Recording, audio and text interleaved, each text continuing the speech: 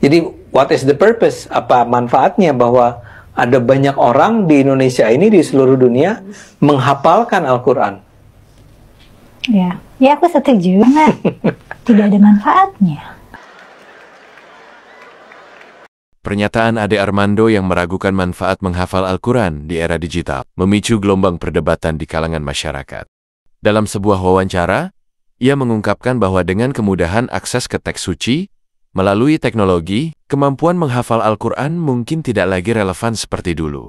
Tak butuh waktu lama, reaksi keras pun bermunculan. Para ulama dan tokoh masyarakat menegaskan bahwa menghafal Al-Quran bukan sekadar kemampuan mengingat teks, tetapi bagian dari kecintaan kepada wahyu ilahi serta tradisi Islam yang bernilai tinggi. Gue sebenarnya beneran gak peduli. Gue gak peduli ketika mbak dan bapaknya bilang bahwa Al-Quran tuh udah gak lagi relevan untuk dihafal. Al-Quran juga gak akan mau bersemayam dan memberikan pengaruh di kepala dan hati orang-orang yang hanya menjadikan menghafal Al-Quran itu sebagai tradisi. Tapi sayangnya, statement mbak dan bapaknya seolah-olah menghafal Al-Quran tuh tidak relevan lagi untuk semua orang. Anda pikir kenapa sampai dengan saat ini isi Al-Quran tuh masih terjaga dengan baik? Padahal Al-Quran juga ditulis dan dicetak oleh manusia biasa. Iya, karena pada dasarnya Al-Quran tidak hanya ditulis dan dicetak sebagai sebuah buku, tapi juga abadi di hati para penghafal Al-Quran. Mereka menganggap menghafalkannya dan mengimplementasikannya adalah cara terbaik untuk menjaga keaslian, kemuliaan, dan keagungannya. Sama seperti Bapak dengan beragam riset dan karya tulis yang Bapak tuangkan dari logika yang sangat Anda banggakan itu, kalau nanti ada beberapa arsipnya hilang ya nggak usah khawatir, kan itu semua ada di kepala Anda. Atau kalau kita mau fair, coba dipakai logika itu ketika Anda lagi jadi dosen. Kenapa sih Anda minta mahasiswa Anda untuk mengingat-ingat materinya, menghafal, bahkan memahami isinya? Kenapa harus repot? Kan sekarang zaman udah canggih. Tinggal buka aja bukunya, tinggal buka aja informasi digitalnya, atau tinggal ketik aja di chat GPT-nya. Kenapa harus nyuruh mahasiswa nginget-nginget? Emangnya apa yang Anda tulis, apa yang Anda jelaskan, dan apa yang Anda riset itu jauh lebih penting daripada apa yang ada di dalam Al-Quran. Jadi kalau menghafal Al-Quran itu nggak lagi relevan dan nggak berpengaruh terhadap hidup Anda, bukan berarti menghafal Al-Qurannya yang tidak relevan, tapi Anda yang harus introspeksi diri. Polemik ini memperlihatkan benturan antara pemikiran modern dan nilai-nilai tradisional dalam Islam. Apakah kemajuan teknologi benar-benar mengurangi kebutuhan untuk menghafal Al-Quran, atau justru menjadikan hafalan itu semakin penting di tengah arus informasi yang semakin deras? Salah satu respons yang lebih tegas datang dari Ustadz Felix Xiao. Ia menilai bahwa pernyataan Ade Armando menunjukkan kurangnya pemahaman tentang hakikat Al-Quran. Siapa bilang nggak ada perintah untuk menghafalkan Quran? Bagaimana dengan hadis kemudian ketika Rasul nyampein bahwasanya bacalah Al-Quran dan naiklah, dan orang-orang akan berada di satu tempat. Ketika dia naik setiap baca Al-Quran, dia akan berada di tempat terakhir ayat yang dia baca.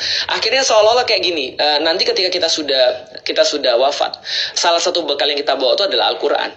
Maka Al-Quran berapa banyak yang ada di dalam dada kita, itulah yang disuruh kita baca, gitu kan ya.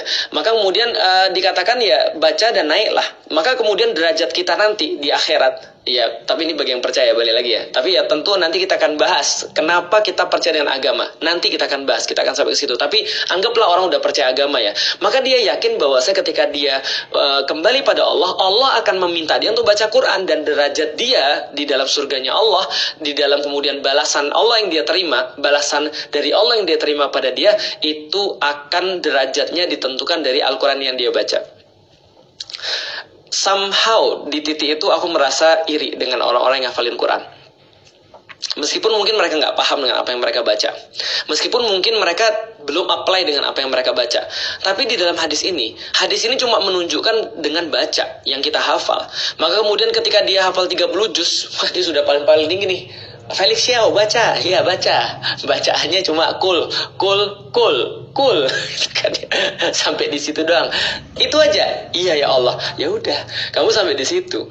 Nah artinya ya kalau kita bicara tentang interaksi dengan Al-Quran, memang betul bahwa interaksi Al-Quran tidak hanya menghafal, bahkan membaca dan menghafal termasuk interaksi Quran yang paling standar, interaksi Quran yang paling apa ya, yang paling kayak default bro, gitu kan ya. Membaca, menghafal itu seharusnya menjadi sesuatu yang kita nggak banggain memang, karena kamu Muslim, you should do that. kalau kita muslim ya itu sudah kewajiban kita. Ibaratnya kayak gini lah, kalau kita katakan bahwasanya kita itu adalah seorang pelajar, ya membaca buku itu adalah sesuatu yang kayak nggak perlu dibanggakan. Memang betul, tapi sebagai orang yang kemudian kita ngelihat ada orang effort sampai bisa ngafal, tentu saja kita respect, seperti yang sudah kita bilang tadi, karena effortnya luar biasa. Walaupun tadi ya, membaca dan menghafal harusnya menjadi nature bagi orang-orang muslim. Nah, tapi teman-teman sekalian, kadang-kadang balik lagi ya, ini salah satu kritik lagi, mbok yao gitu kan ya, mbok yao, ngerti tahu diri. Maksudnya seperti apa? Kadang-kadang sesuatu menjadi salah kalau orang yang ngomong itu salah, atau orangnya nggak tepat yang ngomong. Contoh kayak gini ya, kalau andaikan ya, Adi Hidayat, lalu dia ngomong begini, hafal Quran itu belum tentu masuk surga. Hafal Quran itu adalah sesuatu yang nature, yang harusnya ada pada orang-orang muslim. Hafal Quran itu jangan bangga kalau cuma hafal Quran, karena itu baru level yang sangat default bagi Islam. Ya orang semua gak ada yang protes sih. Tapi coba kalau yang ngomong Felix Yao tuh misalnya, hafal Quran tuh belum tentu masuk surga, jangan bangga lo kalau lu menghafal Quran. Ya semua orang bilang, lu aja kali males. Ya udahlah kali, kalau memang lu nggak mau ngafal, kalau lu nggak bisa ya udahlah. Tapi kan ada orang-orang yang mau meyakini itu menjadi bagian sesuatu yang baik, menjadi sesuatu bagian yang istimewa. Dan ya aku pikir kenapa harus dikritik gitu, maksudnya kenapa harus seolah-olah kita kayak merendahkan atau mengecilkan perkara-perkara itu sampai kemudian kayak meninggikan diri kita sendiri, seolah-olah kita paling paham. Nggak perlu kemudian ngafal Quran kalau kita sudah understand. Nggak perlu kita kemudian ngafal Quran kalau sekarang sudah ada aplikasi. Lah kalau aplikasinya hilang, nggak perlu kita ngafalin Quran karena sekarang zamannya sudah berbeda. Ya udah sih, kalau memang kamu berkeyakinan seperti itu, kenapa kamu harus ngerendahin orang lain? Atau setidaknya membuat orang lain merasa bahwa apa yang dia lakukan itu kayak kecil. Ingat gak sih kayak dulu orang ngomong child free gitu kan ya? Ya kalau kamu nggak mau punya anak ya udah, tapi jangan bilang kemudian orang-orang yang punya anak itu adalah orang-orang yang otaknya stunting.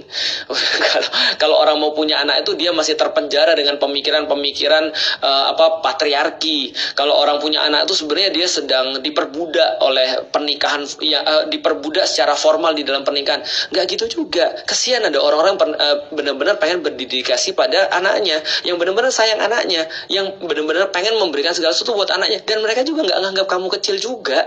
Kan udah aku bilang, aku respect pada semua orang.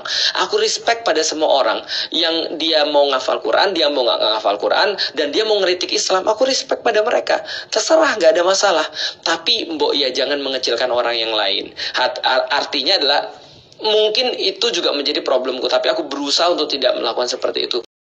Menurutnya, menghafal Al-Quran bukan hanya soal kemampuan teknis, tetapi juga sarana menjaga keaslian dan kemuliaan wahyu, sebagaimana yang telah dilakukan oleh generasi Islam sejak masa Rasulullah. Sebagai umat Islam, sudah selayaknya kita menjaga dan mengamalkan ajaran agama dengan penuh kesungguhan. Al-Quran bukan sekedar bacaan, tetapi pedoman hidup yang harus kita pahami, kita hayati, dan amalkan dalam keseharian. Menghafalnya bukan hanya soal mengingat ayat-ayat, tetapi juga bagian dari menjaga kemurnian wahyu Allah.